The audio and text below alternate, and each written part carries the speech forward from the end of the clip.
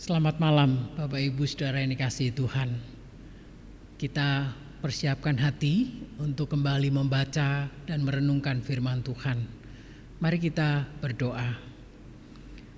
Tuhan, kami kembali datang kepadamu, dan biarlah firman-Mu menerangi hati dan pikiran kami, sehingga kami tidak mudah diombang-ambingkan atau kami mengalami kebingungan, ketakutan karena Engkau menjadi terang dalam kehidupan kami. Berbicaralah kepada kami dan berikan kami kemampuan untuk mendengar dan melakukan firman-Mu. Di dalam nama Tuhan Yesus kami berdoa. Amin. Saudara-saudara yang dikasihi Tuhan, melanjutkan perenungan firman Tuhan mulai dari minggu yang pertama, ya. Penginjil Beni memberikan satu penekanan di dalam Yohanes pasal 1 ayat 9 yang dikatakan terang yang sesungguhnya yang menerangi setiap orang sedang datang ke dalam dunia. Ini satu pemberitaan dari Yohanes Pembaptis tentang kehadiran Yesus Kristus. Saudara-saudara, terang itu hadir, terang itu ada di dalam dunia, saudara ya. Dan pasal yang ke-9 ayat 5 yang kemarin sudah saya kutip, kembali saya baca sekali lagi, saudara ya. Ini ketika ada orang yang buta sejak lahir, gitu ya, konteks dari ayat ini. Lalu kemudian Tuhan menyembuhkan, dan di dalam Yohanes pasal 9 ayat 5 dikatakan demikian, selama aku di dalam dunia, akulah terang dunia. Saudara-saudara yang dikasihi Tuhan, dengan begitu jelas Tuhan mengatakan bahwa dirinya adalah terang dunia. Apakah itu berarti bahwa dia seperti matahari, lalu kemudian kita menyembah matahari atau terang matahari? Tentunya tidak demikian, saudara. Tetapi terang dari Tuhan adalah terang manusia, terang kehidupan manusia. Dan ini bisa kita tafsirkan bahwa di dalam dunia ini ya banyak hal yang sulit dijelaskan. Kalau kita melihat konteksnya, Yohanes pasal 9 ayat yang pertama sampai ayat yang terakhir ini, saudara ya. Bagaimana ada orang yang buta sejak lahir, lalu murid-muridnya mulai kebingungan. Ini sebabnya apa? Kok bisa baru lahir buta? Ini kesalahan siapa? Kalau kesalahan orang itu, kan dia belum melakukan apa-apa. Kalau kesalahan orang tuanya, kok sepertinya tidak adil. Saudara, saya tidak ingin berpolemik dengan siapa yang salah, saudara ya. Tetapi saya ingin menggarisbawahi, ada banyak peristiwa dalam kehidupan itu yang sulit dijelaskan. Dan banyak manusia di dalam kebingungan, saudara ya. Saudara, beberapa waktu saya memperhatikan tayangan salah satu TV swasta, saudara ya. Tayangan itu cukup menggelitik saya karena dari judulnya saja unexplained atau tidak bisa dijelaskan. Kalau dulu ya waktu saya masih remaja pemuda kadang nonton itu kesukaan saya ya. Salah satu kesukaan itu film atau tayangan aneh tapi nyata. Karena itu aneh, unik tapi nyata, sulit dijelaskan, saudara. Saudara, saya yakin sampai hari ini banyak hal yang tidak bisa dijelaskan dengan logika manusia dengan mudah, saudara ya. Karena selalu ada perkecualian, ada hal-hal yang tidak masuk akal. Atau dengan singkat kata, di dunia ini banyak hal yang membingungkan. Saudara, ketika saya mempersiapkan bagian ini, tiba-tiba ada orang telepon saya, saudara ya. Begitu saya lihat nomornya jelas ya, ada nomornya, bukan dari salah satu provider. Tapi dia telepon saya dengan meyakinkan bahwa dia dari satu provider tertentu, dia menawarkan hal-hal yang baik. Saya diem, saya terima, iya. Setelah dia ngomong berhenti, saya ngomong saya tidak mau ambil programnya. Karena saya tahu ini penipuan, saudara ya. Saudara, di dunia ini banyak hal yang membingungkan.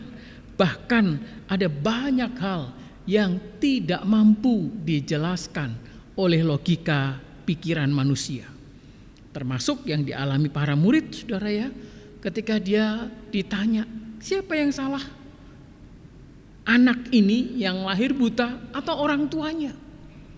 Tetapi ketika mereka dalam kebingungan, mereka minta penjelasan kepada Tuhan. Dengan begitu jelas Tuhan Yesus berkata, Yohanes 9 ayat yang ketiga berkata, bukan dia dan bukan juga orang tuanya, tetapi karena pekerjaan-pekerjaan Allah harus dinyatakan di dalam dunia. Saudara bisa lihat, apapun yang membingungkan, apapun yang sulit dijelaskan, atau peristiwa-peristiwa di dalam dunia ini, di sana ada pekerjaan Tuhan yang harus dinyatakan. Dan kita tahu apa yang dilakukan oleh Tuhan Yesus. Kemudian dia menyembuhkan orang buta itu. Dan melalui kesembuhan orang buta, nama Tuhan semakin dimuliakan. Saudara-saudara yang dikasihi Tuhan, di tengah-tengah dunia yang tidak bisa dijelaskan dengan logika pikiran manusia, banyak hal kita harus mencari sumber kebenaran atau terang, yaitu di dalam Yesus Tuhan kita. Saudara-saudara, jelas bahwa kalimat ini mengatakan ya, selama aku di dunia, Tuhan Yesus berkata, akulah terang dunia ini.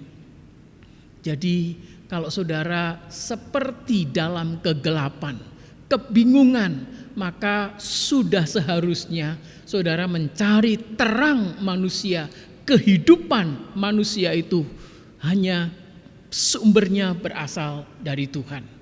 Saudara-saudara yang dikasihi Tuhan, Yohanes 8 ayat yang ke-12 kembali Tuhan Yesus mengatakan siapa dirinya.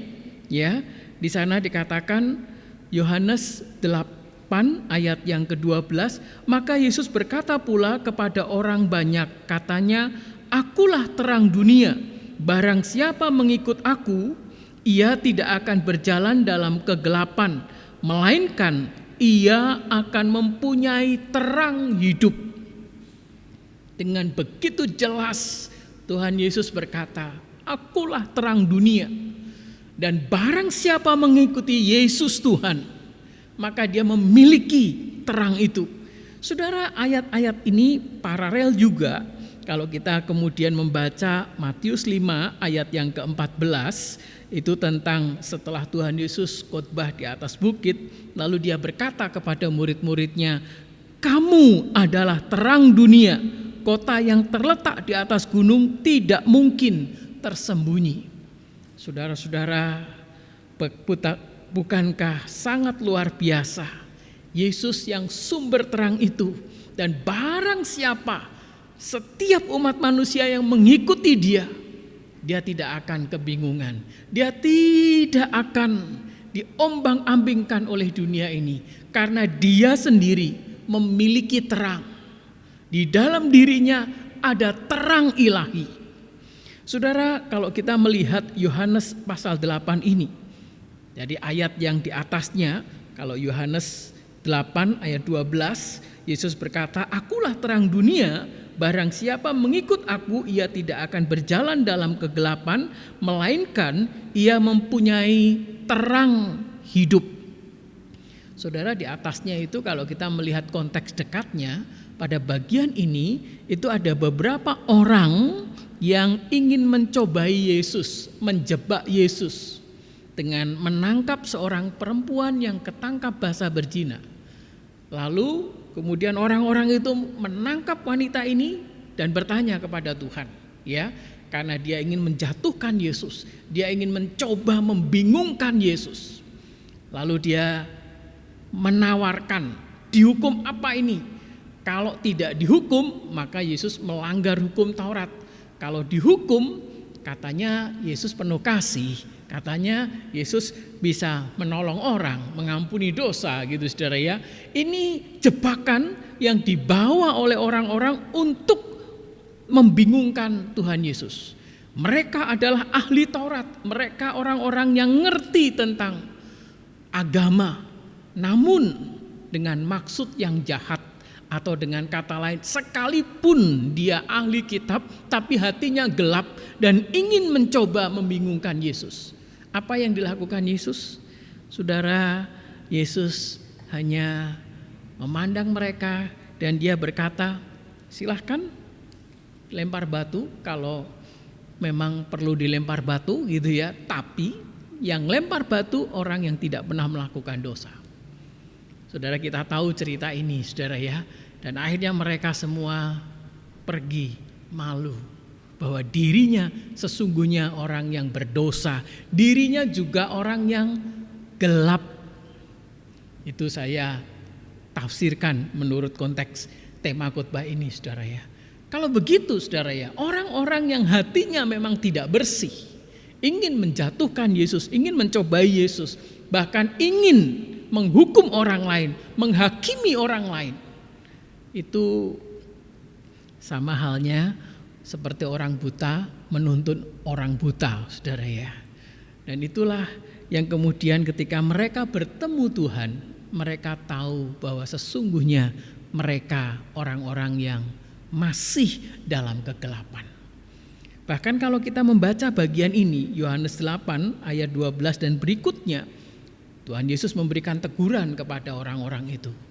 Kalau mereka itu menghakimi orang lain, kamu menghakimi dikatakan menurut ukuran manusia, ya. Kamu menghakimi karena menurut keadilan, kebenaran yang berdasarkan manusia, bukan berdasarkan kebenaran Allah. Saudara-saudara yang dikasihi Tuhan, kita bisa melihat pada bagian ini. Dan begitu jelas bahwa sungguh benar Yesus itu terang manusia. Yesus itu memberi kehidupan kepada manusia. Karena itu dia tidak membawa ketakutan atau dia menghukum manusia. Tetapi dia justru mengasihi, menyatakan kasihnya, membawa terang. Kalau kita bandingkan nanti di dalam Yohanes 3, bahwa Tuhan Yesus datang untuk menyelamatkan, bukan untuk menghakimi.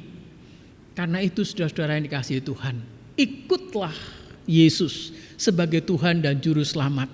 Dan ayat ini berkata, akulah terang dunia, barang siapa mengikut aku, ia tidak akan berjalan dalam kegelapan, melainkan ia akan mempunyai terang hidup. Dan ayat ini kalau kita bandingkan di dalam Matius 5 ayat yang ke-14 yang tadi kita baca, dikatakan kamu adalah terang dunia.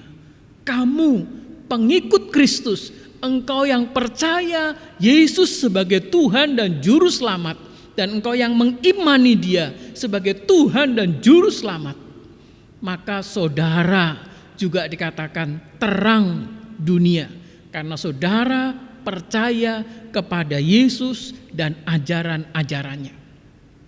Saudara-saudara, mari kita lanjutkan pembacaan kita di dalam Yohanes pasal 3 yang kita akan bicarakan panjang lebar, saudara-saudara. Ini tentang percakapan Tuhan Yesus dengan Nikodemus. Yohanes pasal yang ketiga ayat 1 saya mulai ya saudara ya, kemudian kita baca ayat 10 sampai ayat yang ke-21. Ayat 1 memberikan latar belakang siapa Nikodemus itu. Yohanes 3 ayat 1 dikatakan, adalah seorang Farisi yang bernama Nikodemus, seorang pemimpin agama Yahudi. Ya, kita tahu kemudian dia datang malam-malam ngobrol, berkata kepada Tuhan, lalu Tuhan memberikan jawaban. Orang yang lahir dari daging, ya dia akan menuruti keinginan daging. Orang yang sudah dibaptis dari Roh Allah, maka dia akan mengerti. Dia harus mengalami lahir baru. Lalu apa responnya Nikodemus? Bagaimana mungkin kalau kita orang yang sudah tua dilahirkan kembali. Lalu ayat 8, pasal yang ketiga ayat 8, Tuhan Yesus berkata, angin bertiup kemana ia mau dan engkau mendengar bunyinya, tetapi engkau tidak tahu dari mana ia datang atau kemana ia pergi. Demikianlah halnya dengan tiap-tiap orang yang lahir dari roh. Nikodemus menjawab, katanya, bagaimanakah mungkin hal itu terjadi? Ayat 10, jawab Yesus, engkau adalah pengajar Israel dan engkau tidak mengerti hal-hal itu. Aku berkata kepadamu, sesungguhnya kami berkata-kata tentang apa yang kami ketahui dan kami bersaksi tentang apa yang kami lihat, tetapi kamu tidak menerima kesaksian kami. Kamu tidak percaya. Waktu aku berkata-kata dengan kamu tentang hal-hal duniawi, bagaimanakah kamu akan percaya kalau aku berkata-kata dengan kamu tentang hal-hal surgawi? Tidak ada seorang pun yang telah naik ke surga selain daripada Dia yang telah turun dari surga, yaitu Anak Manusia. Dan sama seperti Musa meninggikan ular di padang gurun, demikianlah juga Anak Manusia harus ditinggikan. Ayat 15 sampai ayat yang ke-21, mari kita perhatikan bersama-sama, saudara ya.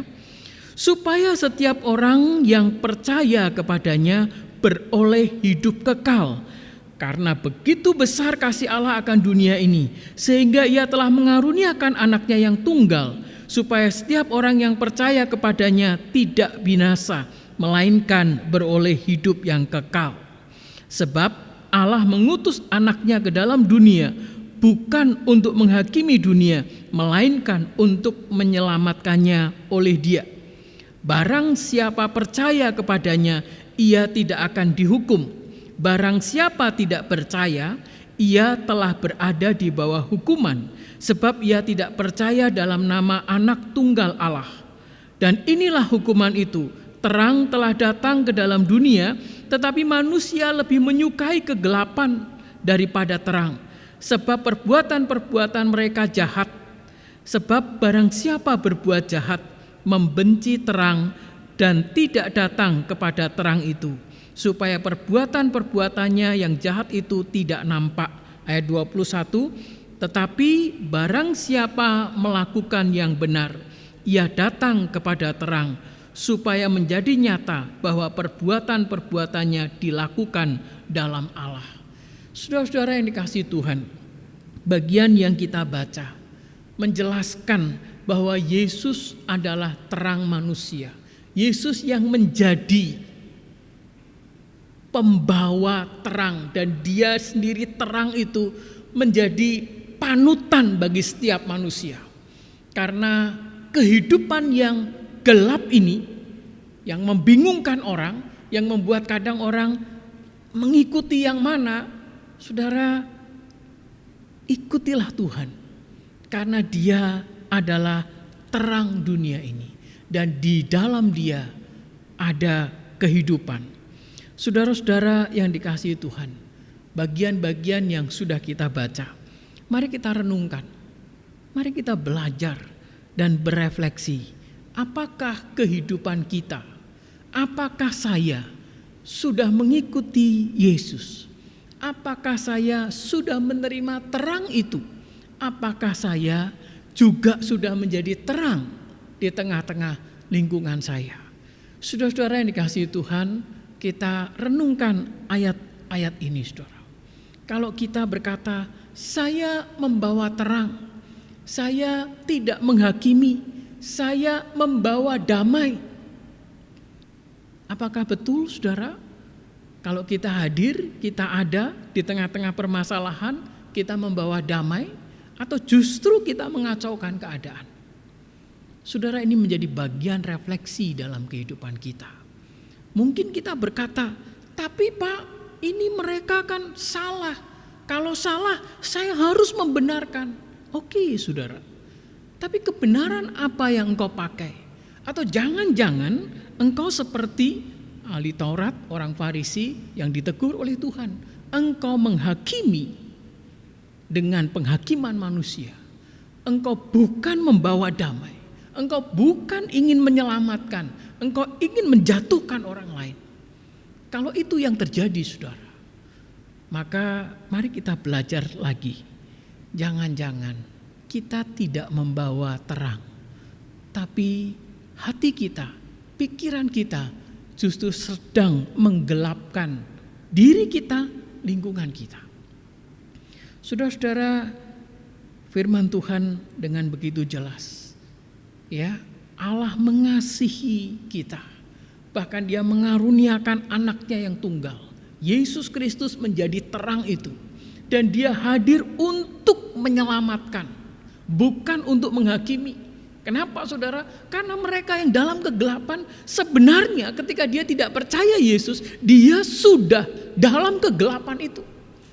Jadi tanpa dihukum pun, orang-orang yang tinggal dalam kegelapan, mereka akan mengalami kebingungan. Mereka akan terjebak oleh kebingungan-kebingungan dirinya. Karena dirinya gelap, dirinya sudah tidak ada terang. Jadi jelas sekali bagian-bagian yang kita baca hari ini, bahwa sesungguhnya Tuhan Yesus adalah terang dunia.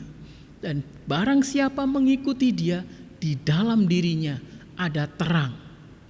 Dan terang itu bukan terang untuk menghakimi, untuk menelanjangi, untuk menyiksa, untuk mempermalukan orang lain. Tidak.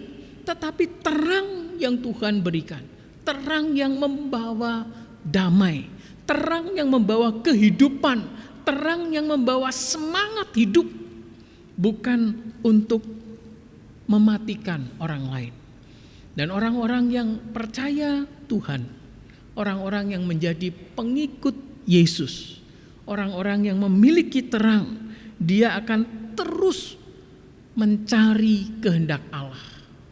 Karena dia akan melihat apakah dirinya pada jalur yang benar, atau dirinya sedang mengikuti jalannya sendiri, keinginannya sendiri. Karena itu saudara-saudara yang dikasihi Tuhan, kalau orang-orang yang tinggal dalam gelap atau dia berbuat dosa, biasanya dia tidak mau dekat-dekat dengan terang. Ya. Karena itu kalau kita kaitkan kembali ke ayat yang kita baca pertama, pasal 1 ayat 9, terang itu sudah ada, sudah datang. Manusia tidak ingin datang. Manusia menolak terang itu. Sekalipun Yesus hadir di tengah-tengah dunia, tetapi dunia ini menolaknya. Bukankah hari ini begitu banyak orang menolak Yesus sebagai terang, sebagai penolong, sebagai juru selamat? Bukankah ini hal yang aneh?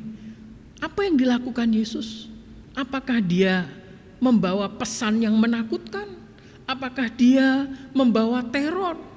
Bukankah yang dilakukan membawa kabar baik, kabar sukacita, kesembuhan, keselamatan, damai yang dari surga? Tetapi mengapa manusia justru menyalibkan Dia? Maka benarlah yang dikatakan pada bagian Yohanes 3 bahwa ya, di sini dikatakan, sebab barang siapa berbuat jahat, membenci terang dan tidak datang kepada terang itu, supaya perbuatan-perbuatannya yang jahat itu tidak nampak. Jadi saudara-saudara yang dikasihi Tuhan, sebagai orang-orang yang percaya Yesus sebagai Tuhan dan Juru Selamat yang membawa terang, mari kita membawa terang yang dari Tuhan. Terang yang membawa damai. Kebenaran yang membawa sukacita, bukan kebenaran yang kemudian menghakimi, kebenaran yang kemudian menyalahkan orang lain.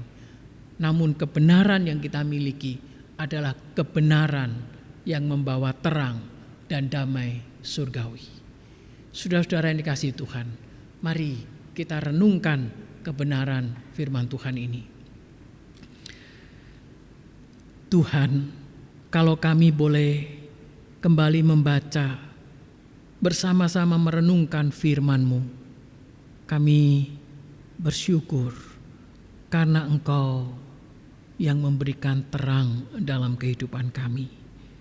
Dan biarlah firman yang kami baca, kami renungkan, firman-Mu menjadi terang dalam kehidupan kami dan menjadikan kami terang di tengah lingkungan kami. Tuhan, terima kasih. Kiranya Engkau menolong dan memampukan kami untuk boleh menjadi saksi-Mu di tengah-tengah dunia ini. Terima kasih Tuhan. Di dalam nama Tuhan Yesus kami berdoa. Amin.